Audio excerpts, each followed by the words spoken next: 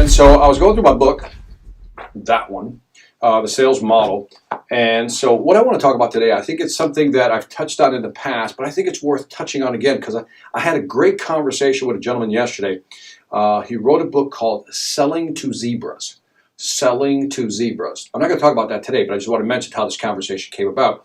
So I'm interviewing Jeff Kozer, who wrote the book Selling to Zebras, one of those books that I've always loved, especially if you're in the B2B business. Selling to Zebras is a great book to get. I highly recommend it. Now, a zebra, by the way, the subtitle is Closing 90% of Your Business. And I remember seeing that part about closing 90%. I said, how do you close 90%? And what he was highlighting was that when you know who your client is, your ideal client profile, right? Your ICP, they call it, your ideal client profile. He calls it a zebra because it has the right stripes, and those are the types of people you're looking for with the right stripes. But we had a conversation yesterday about decision makers. Like if you're trying to deal, let's break it down. If I'm in retail, I'm probably dealing one-on-one with somebody. So the decision-making process is between me and the other person. It's pretty straightforward, right? If you're selling to residential, to homes, typically you have one, more likely two decision makers, which is the husband and the wife, right? So now you're selling one to two. Two decision makers, still somewhat manageable. Not easy, but somewhat manageable. But then as you're moving into the B2B space, now you've gone from one-to-one, which is, let's say, B2C consumer. You're selling to residential, let's call it that, business to home, right? That's 1 to 2, so that's a little more complicated. But now you start moving into the B2B space. And we were talking about how years ago we categorized buyers into 4 categories, and I still think that's true. But what's also happening is that the buying process is getting more complicated, more convoluted. More buyers are actually involved in the buying decision.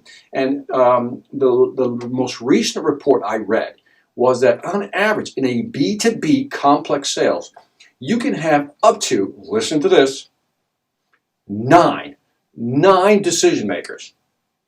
How do you deal with 9 decision makers, right? That's a lot of people to deal with, which is why you hear the phrase collaborative selling.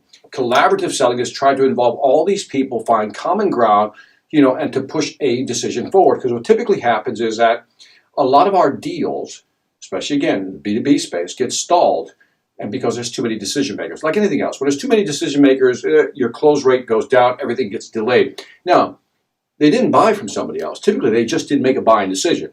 That's what happens when too many people are involved. So what I want to do is take a step back, and I'm going to talk about 4 different buying categories. And again, if you followed me, you know where I'm going with it. But I got a new layer I want to add on top of this. So let me just get into it, okay? Now, years ago, I read a book called Strategic Selling by Miller Hallman, right? Miller Hallman actually wrote this book years ago. We're talking almost 30 years ago.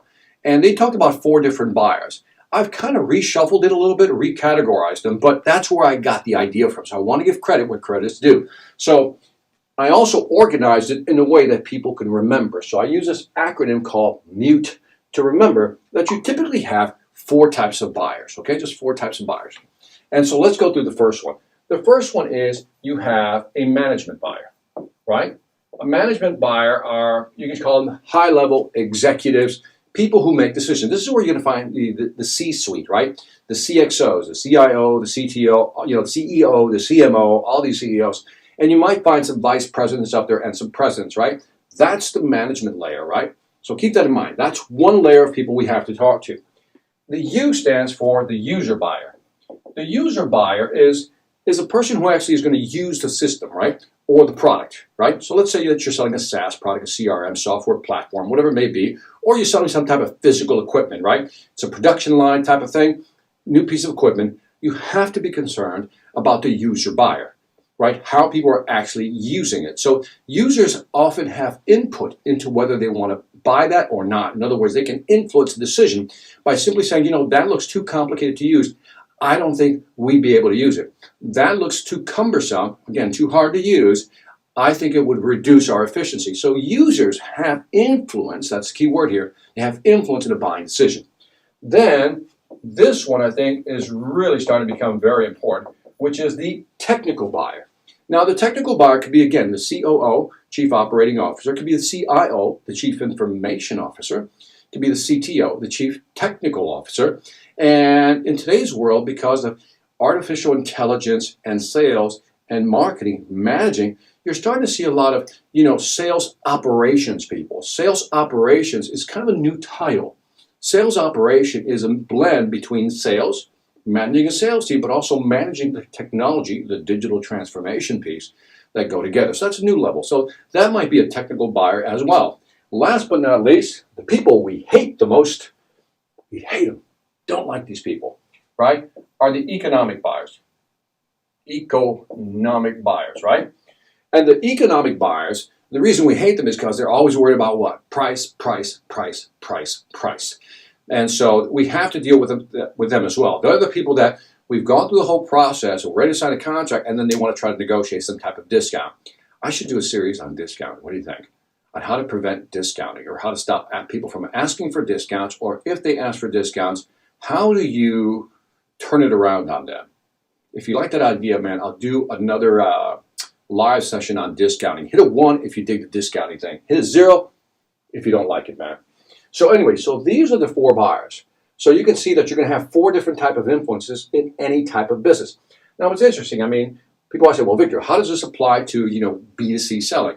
Well, typically in the B2C selling, if you're trying to sell something, this could be the husband and the wife, right? For all we know, maybe the wife is the technical buyer, but the husband's going to use it and also manages the finances. So maybe the wife and the husband control the finances. You can have something complicated like that. But bottom line, the model kind of applies to both, but more specifically B2B. So let's go back. Let's kind of undo all that mess I just did, right? That's what I like about this board. I can undo stuff. And then I'm going to show you one more model, and then I'm going to answer some questions. Is that cool? Okay, you like the discounting. I like the discounting. I got several strategies on pushing people back on discounting. Man, you guys really like the discounting piece. I should have done that one instead. What about no pitching to the owners? What about no pitching to the owners in B2B? David, add some more context to that, and then we'll get into it again, okay? So I can answer. I really want to answer your question, brother, okay? By the way, if you're digging these live events, man, don't forget to hit the like button down there. If I don't get a lot of likes, man, I'm just going to do these anymore. Not really. I'm still going to do them. But anyway, so everybody with me on this? Typically, management buyer, high level, user buyer, technical buyer, economic buyer. And I love this acronym I created, MUTE, because it's easy for you to remember. So when you're talking to somebody, you go, well, am I talking to a management buyer, user buyer, technical buyer, economic buyer? Because knowing who you're talking to, now I'm going to reshuffle this a little bit. Now, let's tie this together with like an organization chart. So kind of view this triangle here as an organization chart. And you would agree with me that typically a user buyer, never getting a lot of respect, right? They're always down here in the organization because these are the front line people actually using it. And as you move up the organization, there's the economic buyer, the CTO, the technical people, and then the management buyer. So you see I reshuffled these. It's no longer M-U-T-E. I moved the U down here. Now, before some of you jump all over me. So with Victor, sometimes a user has a lot of influence. May not have the title, but they have a lot of influence. And I am agreeing with you. That is possible. But for just our conversation, because, every sales situation is different, which means you can reshuffle these. There's going to be times, because, maybe this user buyer really has more priority in the decision-making process. But right now, what I want you to just go with me on this is that if this is an organization chart, this is typically the structure we see within an organization. Why is this important? Why does it matter? Because, where I'm going next, depending on who you're talking to, this is where we lose a lot of sales. Our conversations have to change. We have to have different conversations. And I always emphasize this to people, depending on the type of questions you ask. People say, well, Victor, what do I say? What type of questions do I ask in order to really bring a customer along? The reason it's a hard question to answer is because it depends on who you're talking to. If I'm talking to a user, would you agree that I would have a different set of questions? If I'm talking to a technical buyer, it's a different set of questions.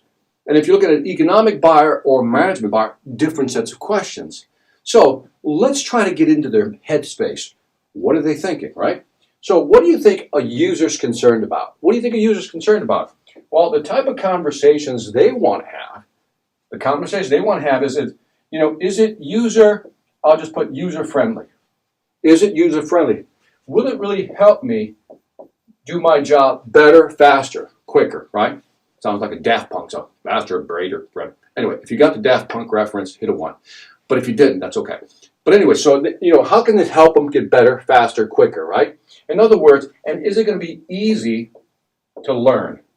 This is what they want to know. This is what this level here wants to know. Is your product or service going to make it easy for them? So those are the conversations you would have. For example, if I'm selling a technology product and I'm talking to a user, the questions I would ask is, what are some features that you're looking for that would make your job easier?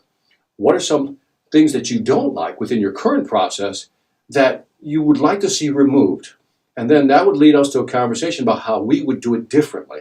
So my questions will be totally different. They're very user-centric, right?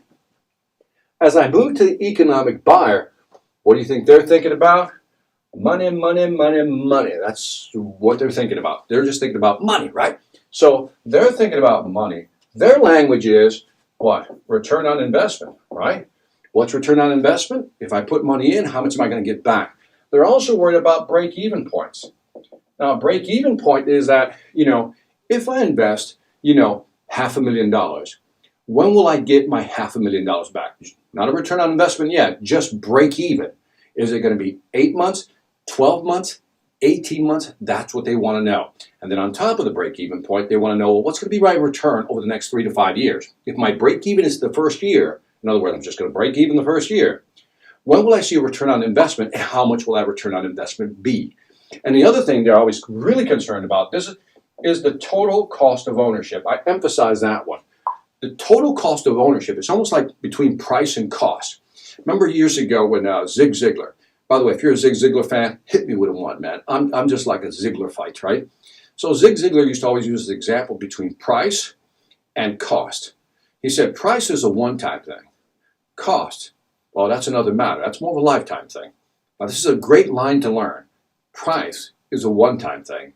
Cost is a long-term thing. So when somebody says, your product is more expensive than your competitor, let's say you're selling a product at, let's just use simple numbers here, $10,000. They're selling it at 10. You're selling it at 12,000, right? There's a difference there, right? 10 versus 12. And your customer says your price is more expensive than your competitor. What you're going to say is, well, Mr. Customer, that really depends how you look at expensive. Are you worried about price, or are you more concerned about cost? And what do you think they're going to do? They're going to be like, what's the difference? Well, you say something like this. Price is a one-time thing. It's what you pay today. Cost is what you pay over the life of that product or service that you're buying. So, for example, if you buy our unit at $12,000, over the next 3 to 5 years, it'll be maintenance-free. Now, you buy their $10,000 product, maybe within the first 6 months you'll have to upgrade. Maybe you'll have to add some additional features. Over the next 3 to 5 years, you'll wind up paying $15,000, $20,000 for that product. So are you more concerned about price or cost? Price is a one-time thing. Cost is a lifetime thing. Get the idea? Whatever the product lifetime is. So anyway, their conversations here, I would be asking, like, when you invest in a product, Mr. Economic Buyer, what type of return on investment are you looking for? What type of break-even points are you used to working with? Different questions, right? Let's move up again. Now we get to the technical buyer. Again, you're selling something that's going to impact their operations or their process flow, their workflow, right? Operations or workflow. So if you're introducing something, if you're the technical person in charge of operations, you're the CTO, the CIO, what are you worried about? Well, you're worried about one, implementing the actual unit, right? Will it integrate? In the long run, can I expand? Is it upgradable? Is it expandable? That's what they're thinking. They're looking at, and I'll just put specs. They're looking at specs and then impact. In other words, how's that going to impact their operation? So if you're selling a big piece of equipment, they're going to wonder, well, okay, if I buy this product and I insert it, how long is it going to take you to implement it? What will be my downtime? How do I have to retrain all my users to use it again? How's that going to impact my delivery? Usually the operations person is in charge of making sure that the process runs smoothly. And the toughest thing to do is to stop something, replace it, and then hopefully it'll be more efficient. So you really have to talk to a technical buyer, and you're going to have to ask them different questions in the conversation. When you implemented the current system you have, what were some of the things that maybe made the process of implementation slower? They're going to give you some information.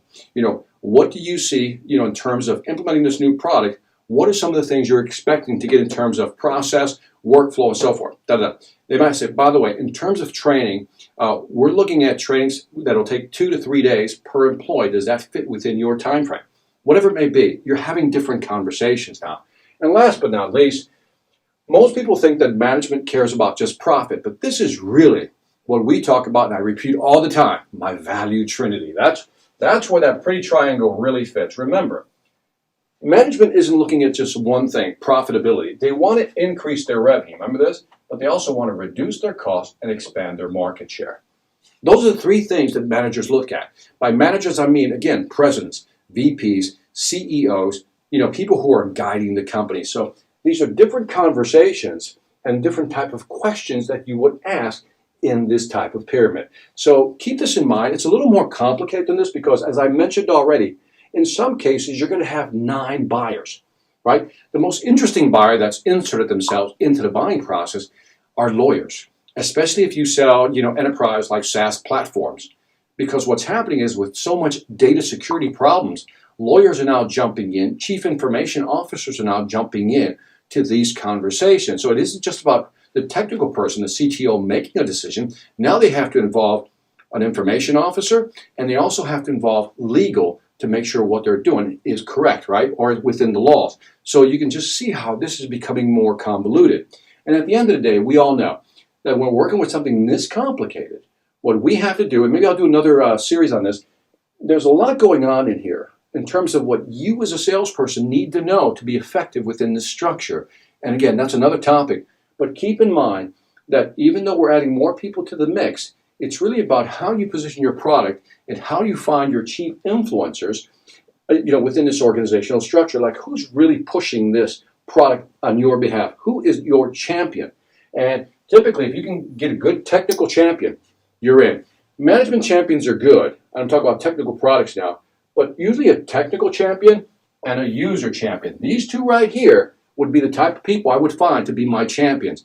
The user will say, yes, we need to do this. It'll make us more efficient. The technical buyer says, yes, we need to do this. We can be more efficient. Both increase your efficiency and your profitability. So wanted to share that with you today. Hope you enjoyed it.